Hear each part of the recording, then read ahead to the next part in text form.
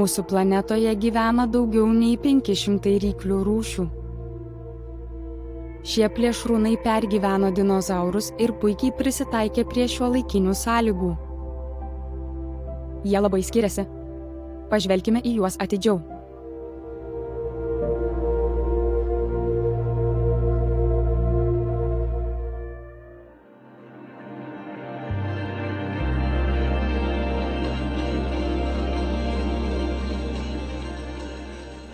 Ryklių šėrimas yra viena iš ekoturizmo formų. Galite pamatyti jūrų gyvūnus jų natūralioje buveinėje, o ne akvariume.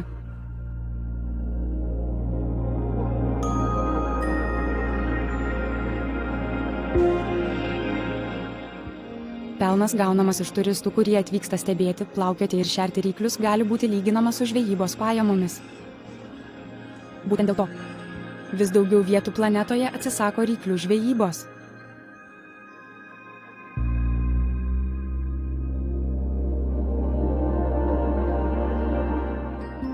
Kai kurie ekologai darė prielaidą, kad rykliams yra žalinga gauti maistą iš žmogaus rankų, nes jie praranda savo natūralius instinktus.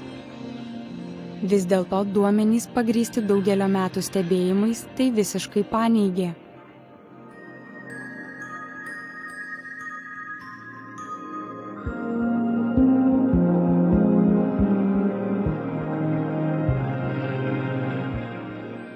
Matote daug plaukiojančių ūdinių ryklių.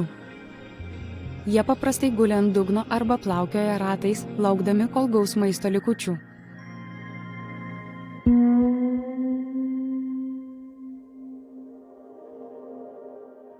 Rykliai yra šeriami šaldyta žuvimi iš metalinės dėžės, esančios iki 10 metrų gylyje.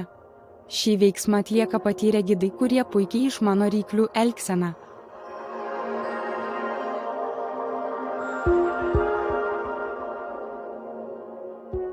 Tigrinis ryklys negali gyventi nelaisvėje, kurioje per kelis mėnesius žūsta.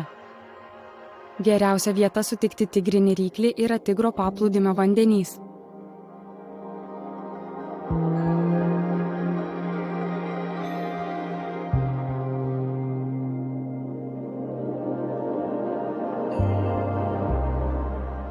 Kūjagalviai rykliai yra viliojami netoli Biminio salos. Plėšrūnai yra budrus dėl lengvai prieinamo maisto ir nepuola žmonių. Bahamos yra viena populiariausių vietų ryklių šėrimui.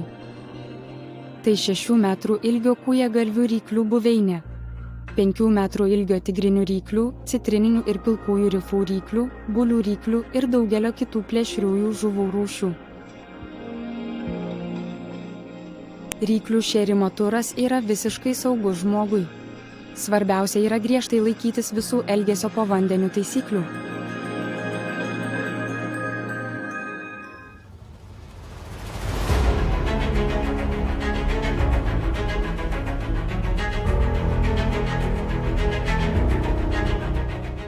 Didysis baltasis ryklys yra vienas iš pačių žinomiausių plėšrūnų.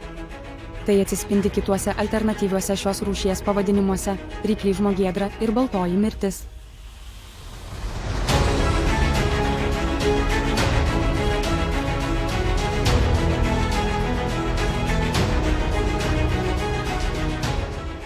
Didžiųjų baltųjų ryklių gyvenimo trukmė yra vertinama iki 70 metų, todėl tai viena iš pačių ilgaamžiškiausių žuvų pasaulyje.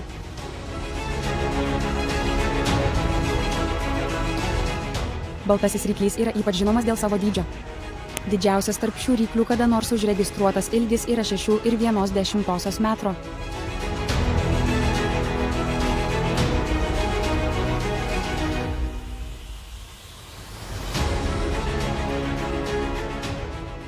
Didieji baltieji rykliai medžioja žuvis, delfinus ir kitus jūrų gyvūnus, tačiau jie nemedžioja žmonių. Jie yra sunkiai virškinami rykliams. Vis dėlto, jie yra atsakingi už didelį skaičių sužalojimų ir net mirčių.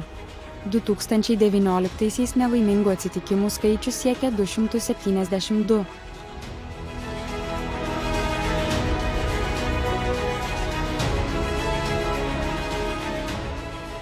Kai kuriuose vietovėse vykdoma turistinė programa nardymas su rykliais. Gyvūnas yra viliojamas. masalų, o norintis į jį pažvelgti žmogus nuleidžiamas po vandeniu. Nuo 1,5 iki 7 metrų gylyje esančiame specialiame saugiame narve.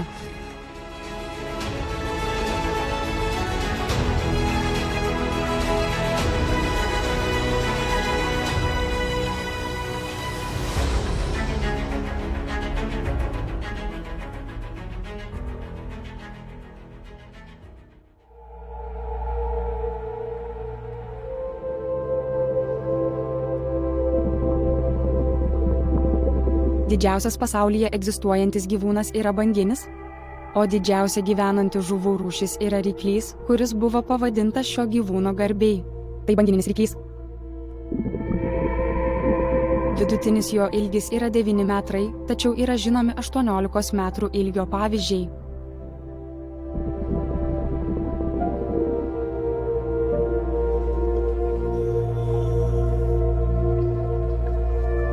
Bangininio ryklio dantys yra labai maži, bet jis turi daugiau nei 300 jų eilių. Bendras dantų skaičius siekia net kelis tūkstančius.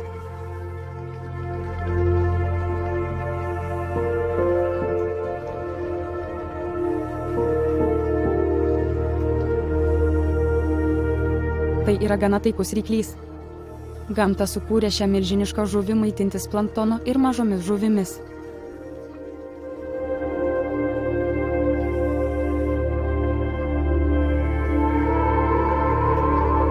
Ryklys surenka didelius vandens kiekius, filtruoja jį per žiaunas, o dantys sulaiko maistą burnoje ir tada jis patenka į skrandį.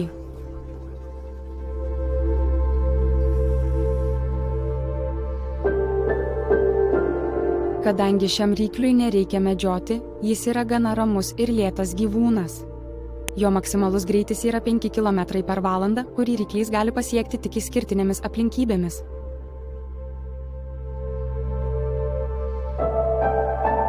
Palyginimui didysis baltasis ryklys, vienas pavojingiausių plėšrūnų, gali plaukti didesniu nei 56 km per valandą greičiu.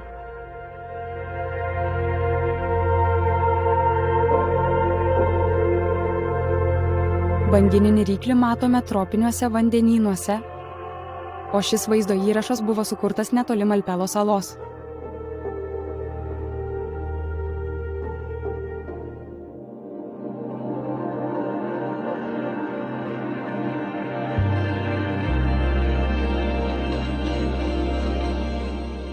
Karibų jūroje yra nuostabus salynas, vadinamas Karalienės sodais.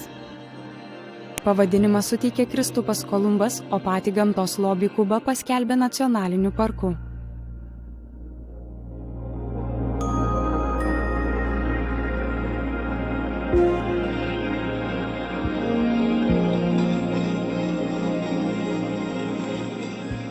Karibų rifų rykliai yra vieni iš jo gyventojų. Plėšrūnas gali užaugti iki 3 metrų ilgio, bet dažniausiai randami 2 metrų.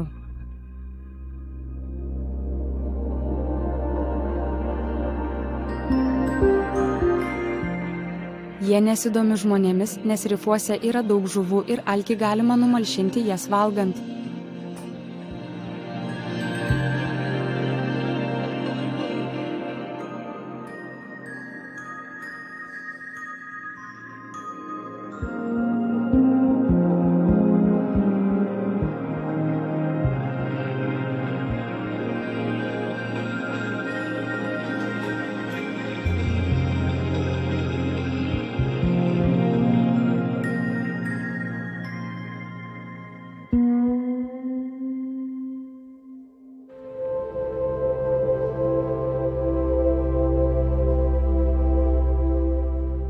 Fidžio salos, kurios atsidūrė pietvakarinėje Ramiojo vandenyno dalyje, yra laikomos viena iš pačių geriausių nardymo vietų visame pasaulyje.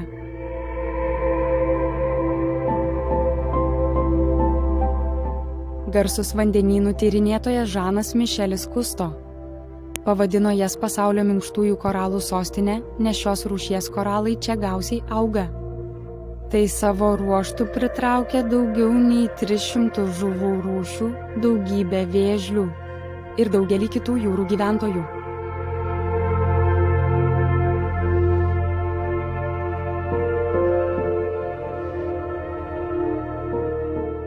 Viena populiariausių vietų narams ir povandeniniams fotografams yra Beko sala. Tai yra nepaliestos gamtos oazė su nuostabiais paplūdimiais, kriokliais ir pačių keisčiausių formų koralų rifais.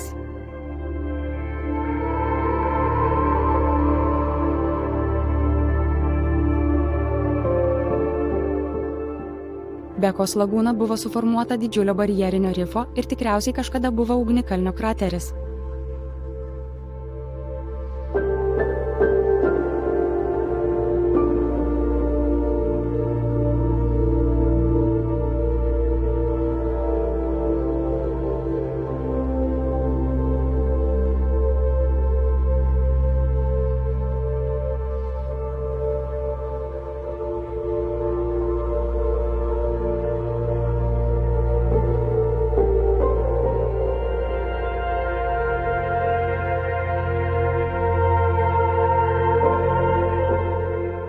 Stebėjome ryklius jų aplinkoje.